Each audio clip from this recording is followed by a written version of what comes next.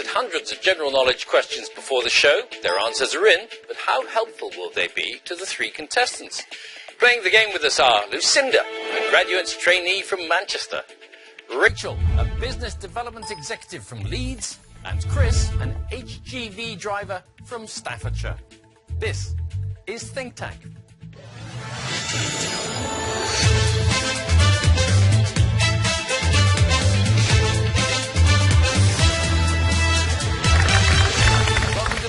And welcome as ever to our think tank. In the pack we have Max, our English literature graduate, musician Cleve, Jackie, our retired local government manager, Tristan, our ice hockey player, retired HR advisor Diane, dance teacher Lucy, Ken, our retired holiday rep, and our doctor Abby. So in theory we should have a good range of knowledge for our contestants to draw on. I do stress that is just a theory. Right. Welcome to our contestants. Lucinda, you are a graduate trainee. What did you graduate in? I graduated in geography. What do you like to do in your spare time? I'm really into theatre and amateur dramatics. Oh, Max, he's big on the old am-drams, aren't you, Max? I certainly am, Bill. I've done a fair number of pantos in my time, and I think I've done pretty much every role a boy can in a panto. You even married your mother once? I did. We try not to talk about that. It makes Christmas very awkward. And what are you not going to be so good at? Geography. Hang on, you're not good at geography. We don't sit down and revise maps. Okay. Rachel, business development executive in Leeds. Right. When you're not developing businesses, what do you like to do? I like swimming. I like baking. You're from Leeds? Yeah. Meet Cleve, our musician. You probably bump into him in the street every once in a while. But It's quite possible, because I busk in the city centre quite often, so it's quite possible that I have many of your pounds in my hat. Excellent, good stuff, welcome. And finally, Chris, you're an HGV driver. You're driving those big lorries. It's scary up there. They're big vehicles, but it's all a matter of perspective. In your spare time, Yes. what do you like to do to get away from the road? I like riding my motorbike. Oh, you just get back straight on the road. Yeah. What's your weakest subject, Chris? Television. Who's going to help him out in the think tank with TV?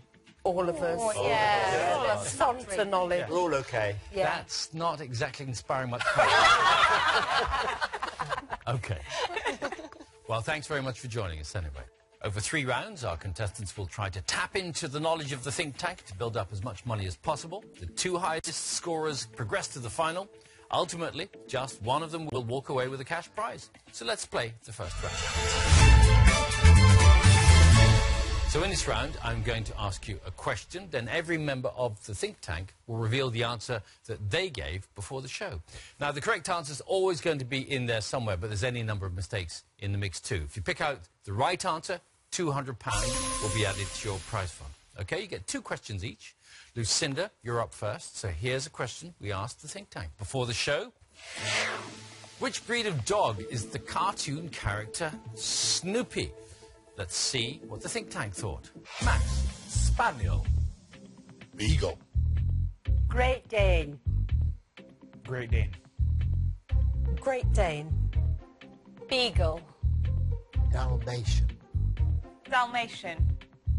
So 3 Great Danes, 2 Beagles and 2 Dalmatians. There's a Spaniel in the mix there too. What do you think? I actually really like peanuts, so I'm trying to think. I'm really terrible with dog breeds, though. I'm going to go with Beagle, because it's the only type of dog that I've not heard of.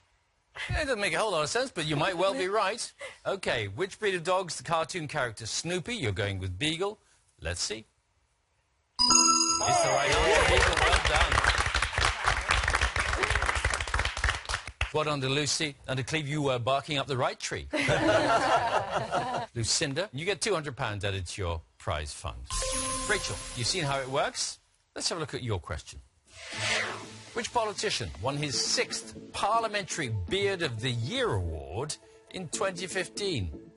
Scratch your chin if you want to for a moment while we see what the think tank came up with. Max? Jeremy Corbyn. John Prescott. Diane Abbott. Richard Campbell. Jeremy Corbyn. Jeremy Corbyn. David Cameron. Boris Johnson. Some intriguing answers in there. What do you think, Rachel? I know Jeremy Corbyn has got a beard. just based on that, I don't think anybody else has got a beard, so I'm going to go with Jeremy Corbyn. So it makes a pretty small field for you, doesn't it, really? You're going to go with Jeremy Corbyn as the politician who won his 6th Parliamentary Beard of the Year award in 2015. Let's see if you're right. Of course you are. Jeremy Corbyn.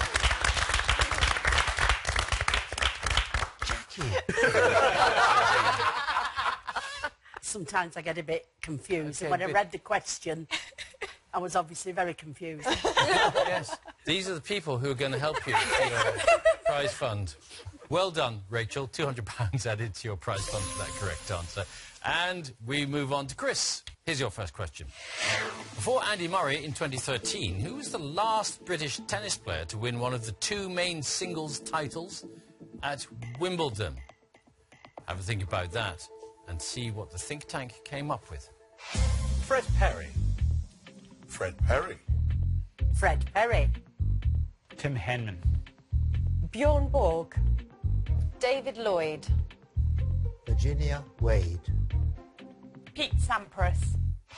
Well, Fred Perry is the most popular choice there, but that doesn't necessarily make it right. How's your tennis knowledge? Not so good, but I can eliminate some of those because they're not British. Really? Not sure Bjorn Borg's British or Pete Sampras. I'm going to go with the majority. I think probably Fred Perry. That's a name I recognise. So Fred Perry's my answer. Before Andy Murray in 2013, who was the last British tennis player to win one of the 2 main singles titles at Wimbledon, was it Fred Perry? Let's find out. It was Virginia Wade. Okay. She won the Wimbledon ladies singles title in 1977. Fred Perry did win 3 times in the 1930s, so it wasn't a bad choice, just wasn't the right one we were looking for. So, Diane, Bjorn Borg, it's a classic British name, isn't it? I know that people like to have British passports, and so I thought, you know, Bjorn looks, you know, kind of as though he should have a British passport. Swedish-born, one desperate to be British. Yeah. Okay. Good, OK. Well done, Ken. Chris, no money for you there, but plenty of time to catch up. Let's go on to Lucinda and your second question. The Miracles were the backing band of which soul singer? Let's see if the think tank can help you here at all. Aretha Franklin. Smokey Robinson. Smokey Robinson. Bob Schneider. Smokey Robinson. Aretha Franklin. Stevie Wonder. Diana Ross. Some great singers in there. Half of the think tank going with Smokey Robinson. What do you think? I'm not so hot with soul music, but even though Jackie gave the answer that Diane Abbott had a beard, I do trust that it might be Smokey Robinson, especially because Cleve's in music. So I feel like they'll know, so I'm going to go with Smokey Robinson. That's a very good way to work the think tank, indeed. So you're going with Smokey Robinson Yes, please. as the lead singer of The Miracles. Let's have a look if you're right. You are indeed. It is Smokey Robinson. Indeed, Cleve, you were, of course, right. Smokey Robinson and The Miracles. Yes, some and great I hits. actually do sing one of his songs, which is the famous Tracks of My Tears. Since you're boasting about it, we better hear a bit of it. Baby, take a good look at my face. You see my smile looks out of place. Baby, get closer, it's easy to trace The tracks of my tears. Thank you very much. Well done indeed.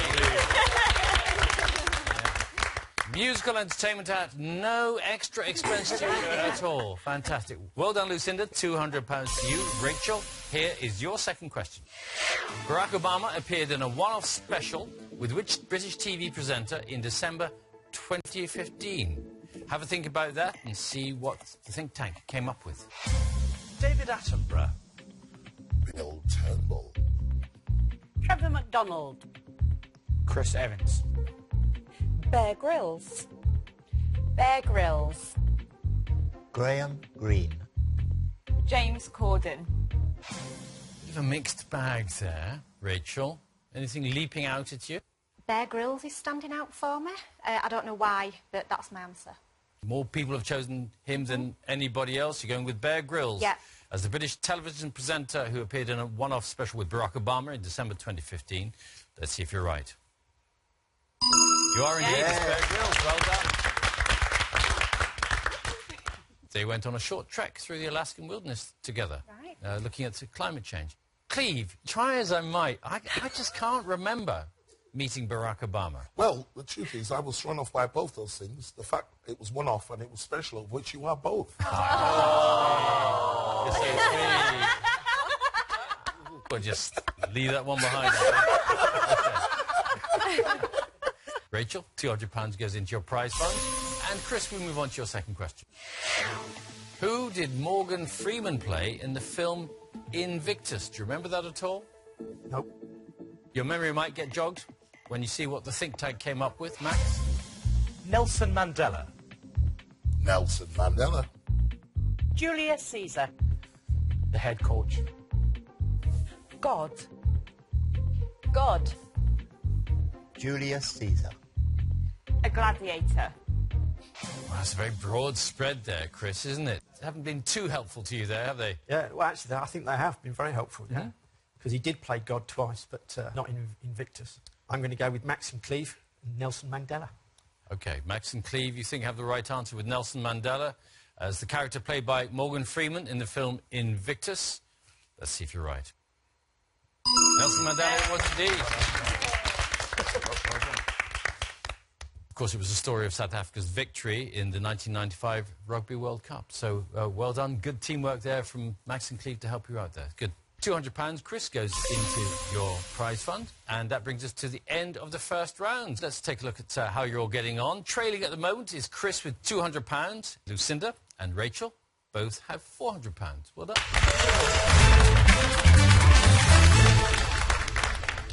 It could all change in our next round. Every member of the think tank is holding 2 questions, which they answered correctly before the show.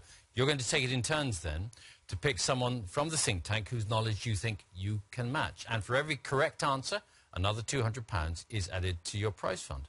Now, once the think tank has asked both of their questions, they can't be picked again, OK? Lucinda, you get to go first. There's a whole bunch to choose from. I think based on who's helped me out the most so far, apologies to everyone else, I'm going to go with Cleve. They're not easily hurt. It's OK. Okay. I was able to answer this question correctly because I actually do sing this song. It may have been just a touch before your time, but hopefully you'll be able to know who it is. Let's Stay Together was a UK hit single for which singer in 1972? Let's Stay Together was a UK hit single for which singer in 1972? I'm not sure I've heard of it. Based on the 70s, I'm going to go with Lulu. You say Lulu saying Let's Stay Together was a UK hit single in 1972. Cleve? A beautiful singer. Do love her. But it was actually a different sect. It was Al Green. Al Green. Okay. It was indeed. Also known as the Reverend Al Green, Reverend of course. Al Green. He was ordained as a pastor. Which is another reason why I sing this song. Yeah. And because you've been a minister yourself? I've been a church minister myself. You were known as? Reverend Chunky. I have no idea why, but slim and fine boned as I am. Anyway, it was a great song. Thanks, Cleve. No money for you there, I'm afraid, Lucinda. Rachel, who are you going to choose? I'm going to also choose Cleve because I think we match perfectly with music. He loves a lot of the same songs that I love, so that's fine. Well, fingers crossed for you. You get a musical question. Cleve? I'm afraid it's not a musical question. And I know this because I'm something of a sports fan. The question is, which former captain of the West Indies cricket team was nicknamed Super Cat? Is cricket up your alley? Not at all. No, I was really hoping for another music question. It's going to have to be a total guess. I'm going to go for Imran Khan. Imran Khan? That's only okay. That comes to mind. You're naming Imran Khan as the former captain of the West Indies cricket team, nicknamed Super Cat. Cleve? He would have been a welcome addition, except he played for another country at the time. This is actually Clive Lloyd. Clive Lloyd, of course. Magnificent sportsman. Imran Khan played for Pakistan. Okay. And Clive Lloyd was captain of the West Indies from 1974 to 1985. So, no money for you there, I'm afraid. And Chris, who do you want to pick? Anybody apart from Cleve? You can't have him. I'm going to go with Max, because I reckon you and I might be on the same wavelength. Our English literature graduate, Max. Well, Chris, let's see if we can help you out.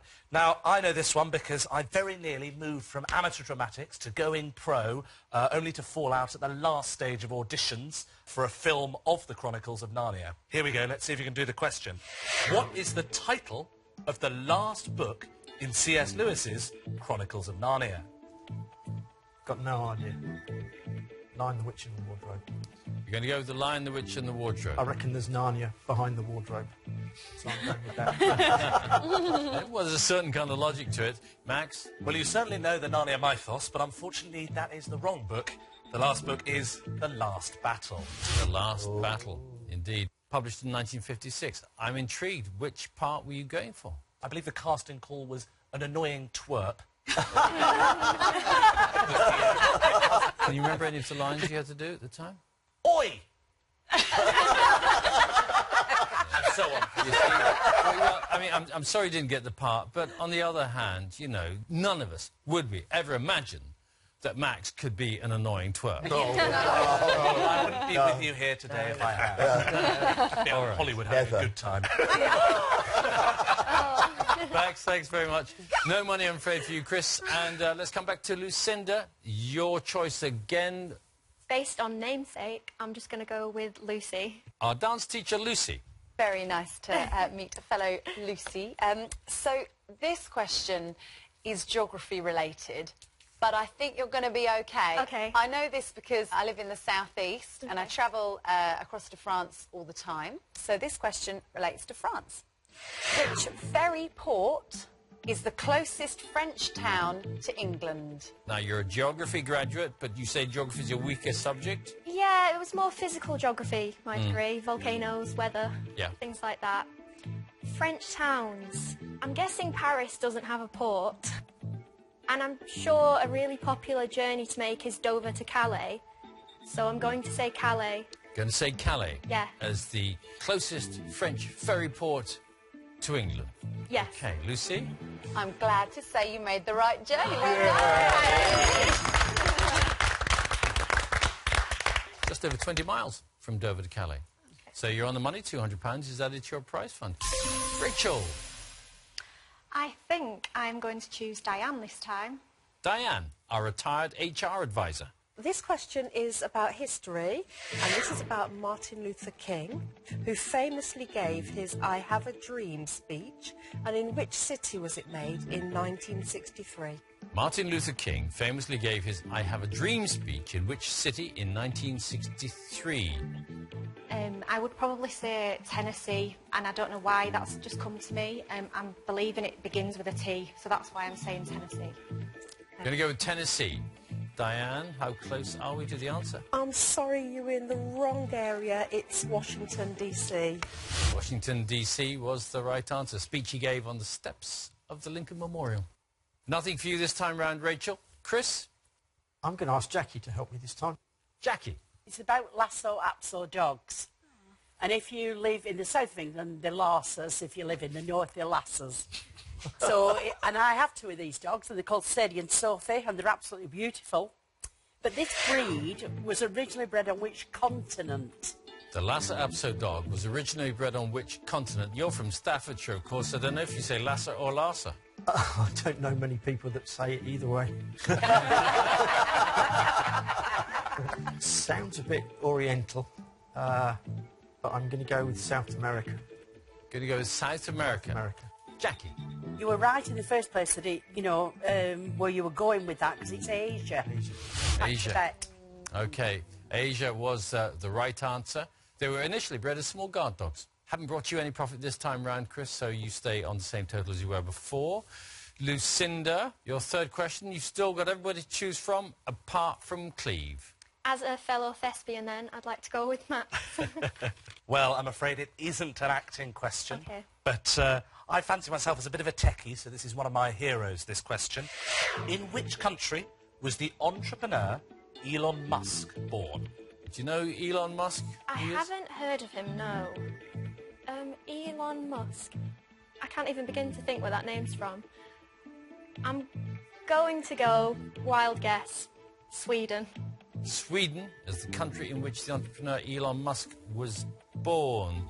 Is she close? Well, it is an unusual name, so you're right to say it's not from here. I've always thought it would be a very good aftershave, but there we go. Elon Musk was actually born in South Africa. South Africa.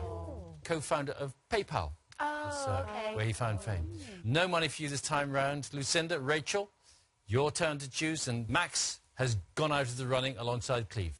I'm going to choose Abby, because she's not been mentioned yet and she's sat there very pretty. Oh, that's really sweet.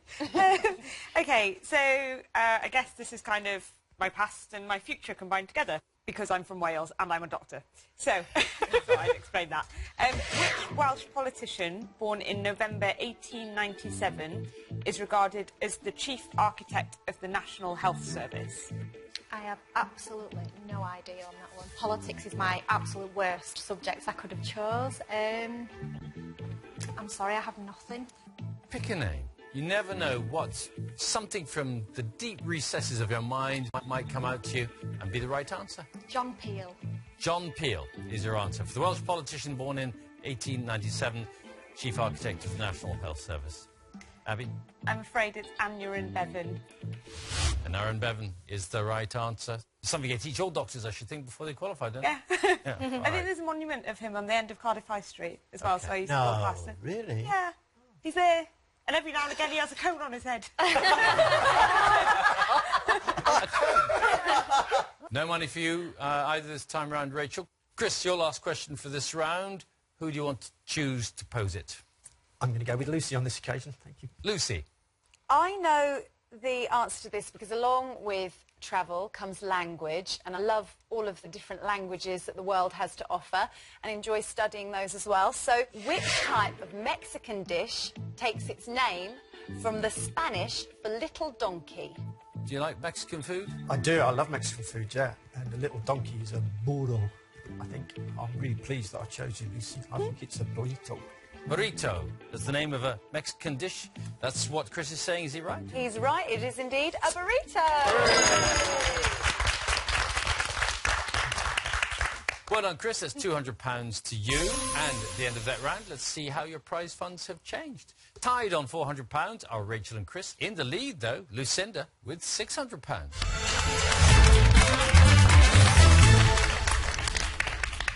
So, contestants, one of you is going to have to leave the game shortly, but there is one last chance to take the lead. So it's all pretty tight. Rachel and Chris, you can easily catch up with Lucinda.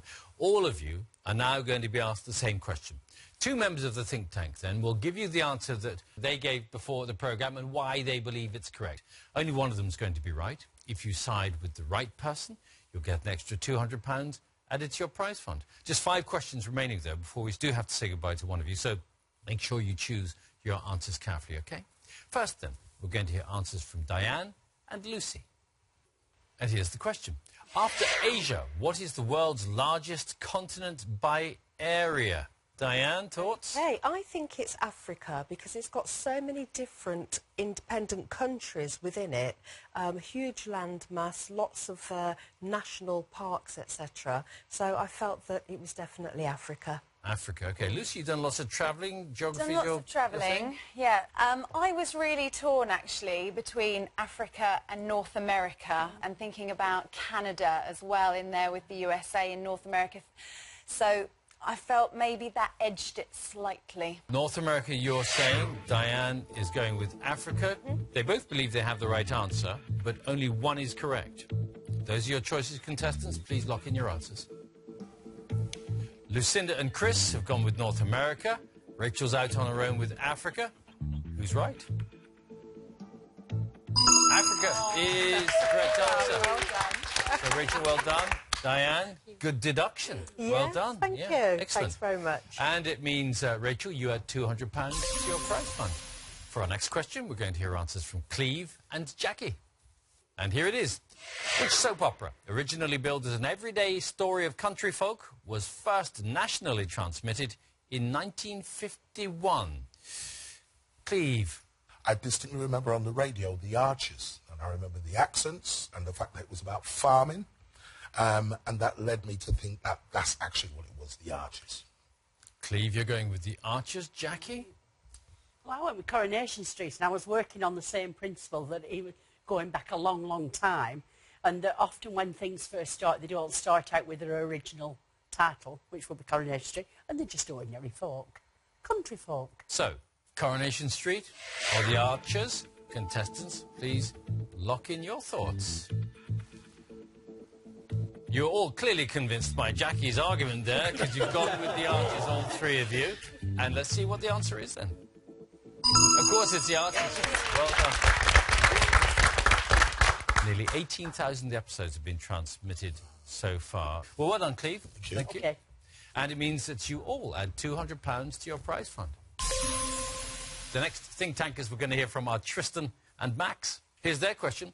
According to the United Nations, which country attracts the most visits from tourists from other countries? Tristan.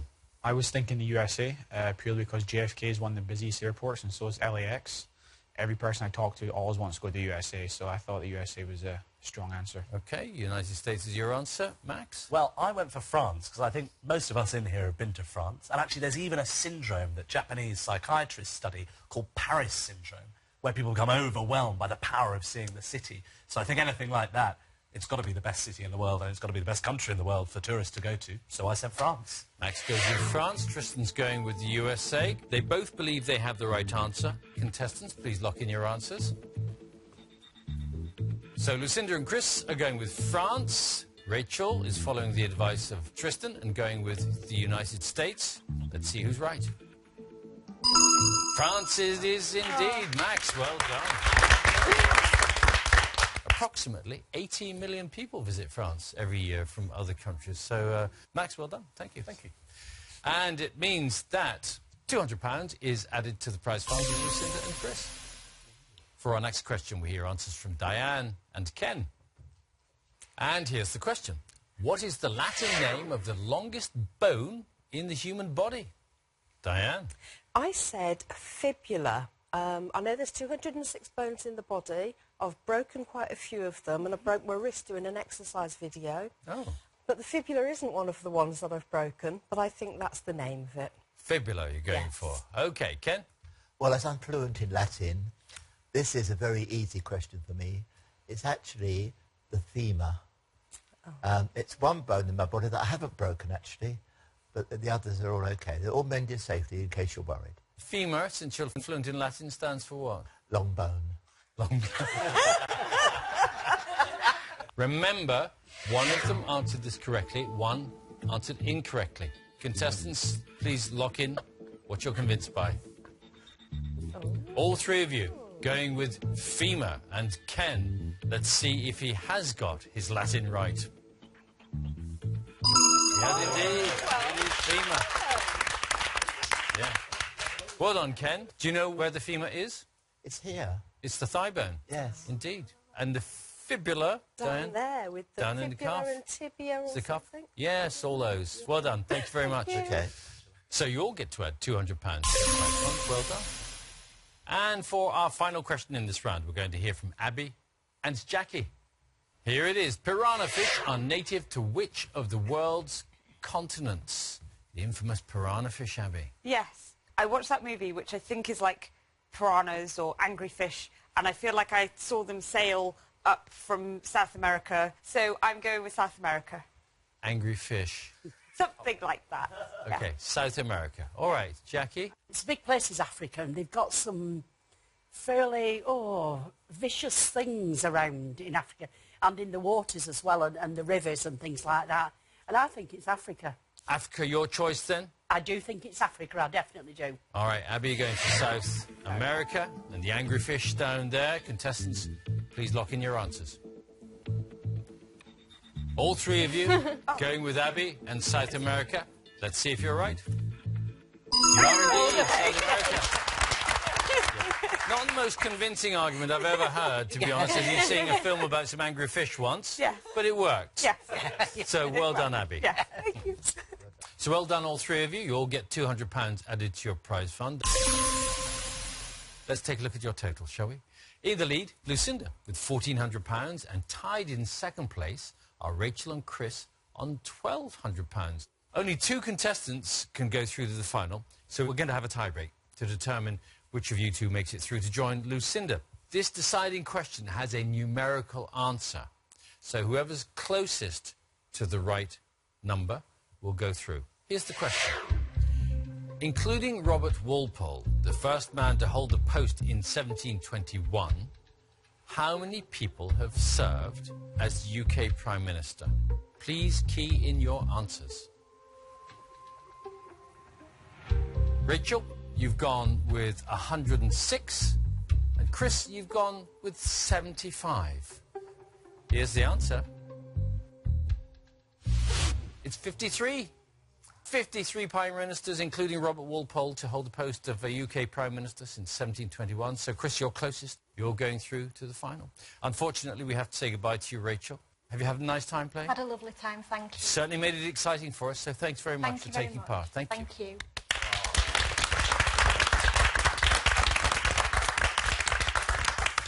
So well done, Lucinda and Chris. You two will now compete to take home the money that you've built up so far in the final.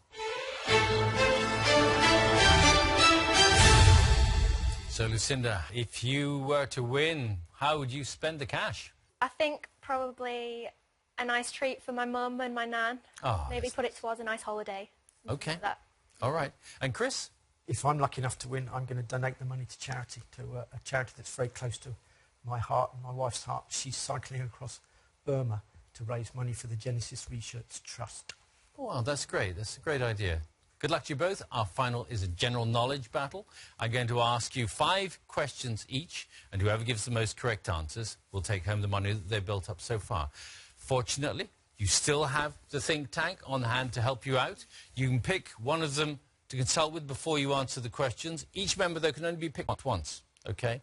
And the difference in the final, compared to the rest of the show, is that they haven't seen any of these questions before. So they are just as much in the dark as you are, possibly even more. You know what they're like. Lucinda, you built up the most money in the game, so the final starts with you. Okay?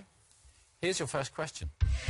The original version of the board game Monopoly was based on the streets of which city? Who do you want to help you out with that one? Oh, gosh.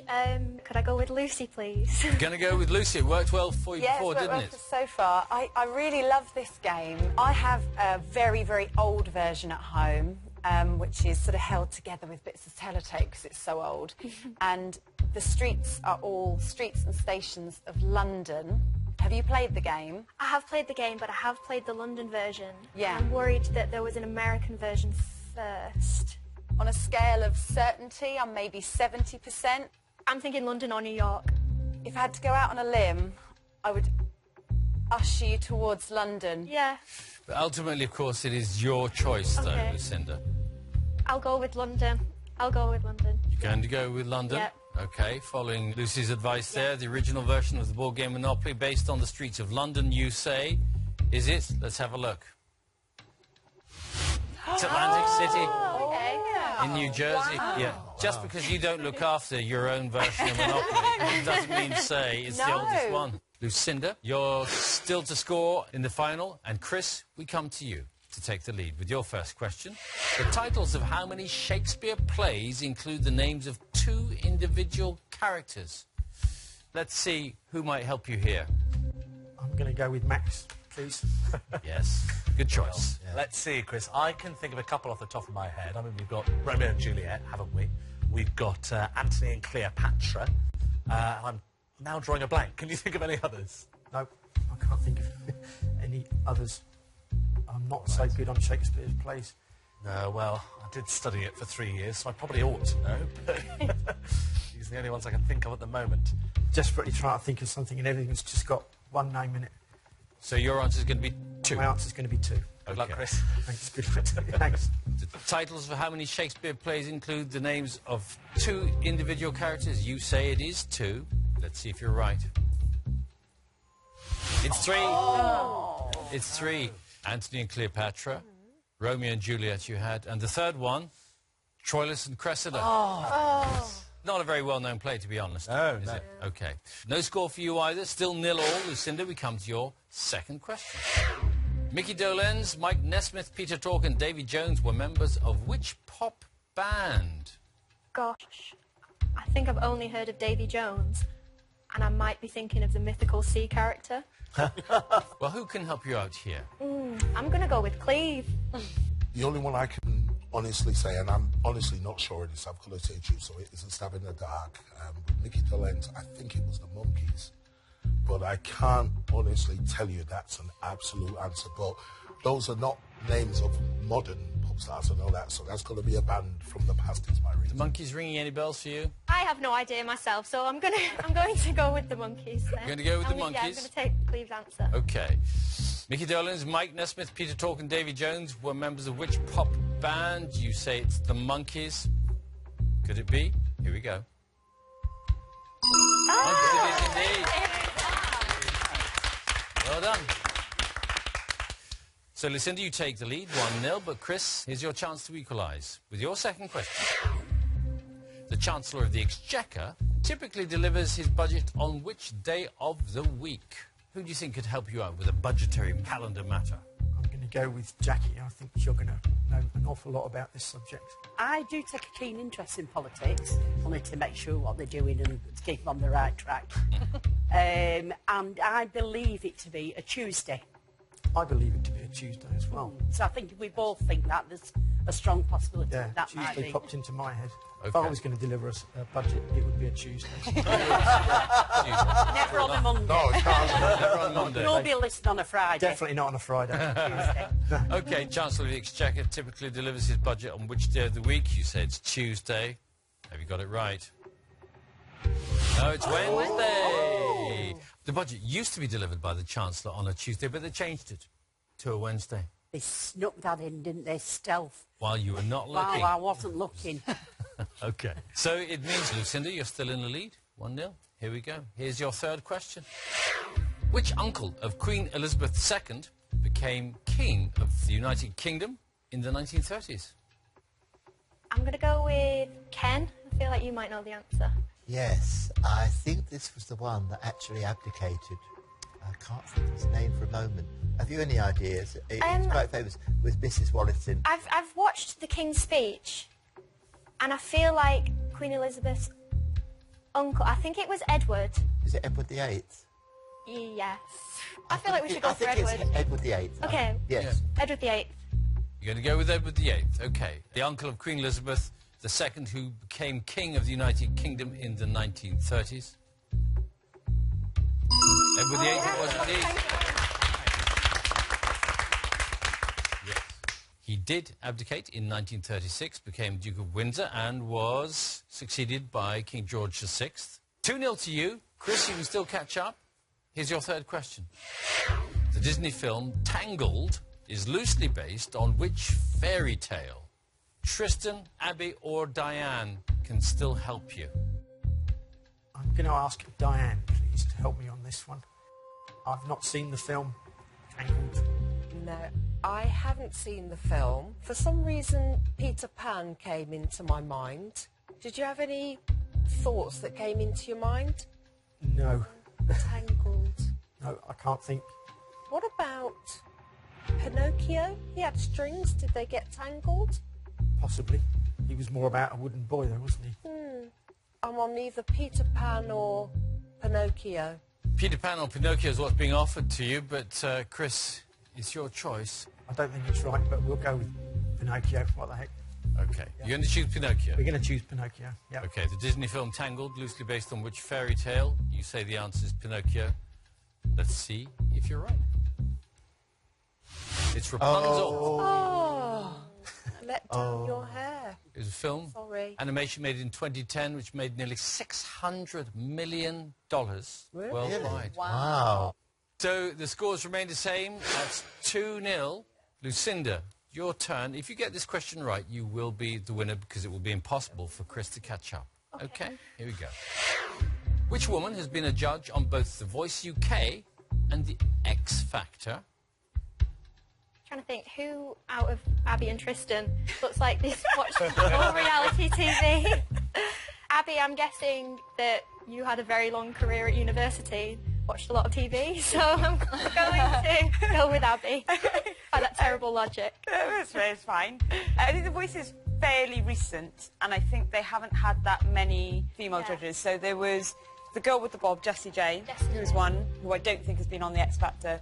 But they've recently changed The X Factor because Grimmy is now on it, and I love Nick Grimshaw. But his best friend is Rita Ora, who I think was also on The Voice. I'm going to have to go completely with Abby. I don't watch reality TV whatsoever. So, Rita Ora, please. You're putting your faith to win in Abby's choice. Rita Ora, you say, is the woman who's been a judge on both The Voice UK and The X Factor. This to win. Here we go.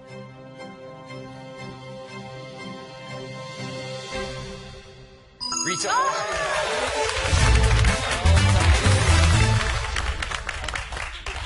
So, brilliant guidance from you there, Abby. Terrific. Well done. Commiserations, Chris.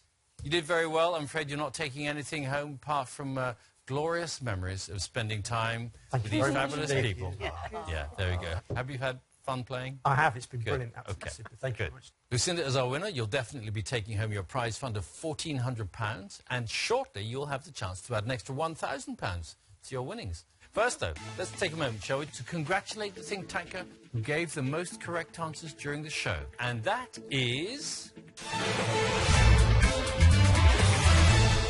It's a double, Diane and Cleve.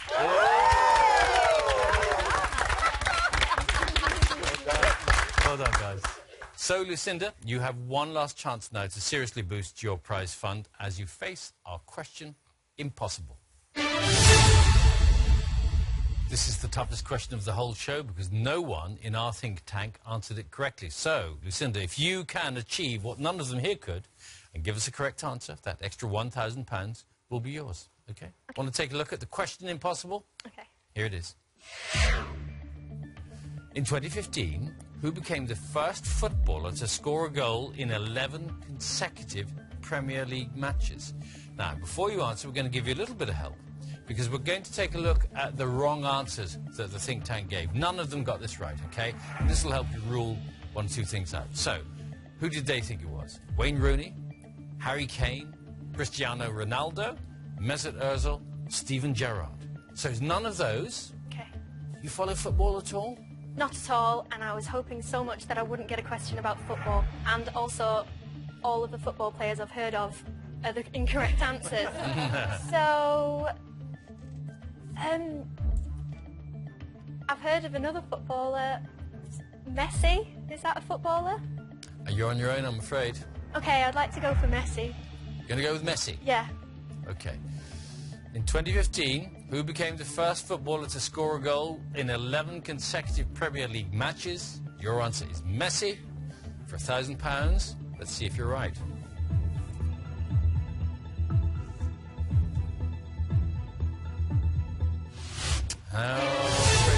Jamie Vardy. I would never have got that. Of Leicester City, I'm afraid. Yeah. Ah, okay. Yeah, Lionel Messi plays for Barcelona in Spain.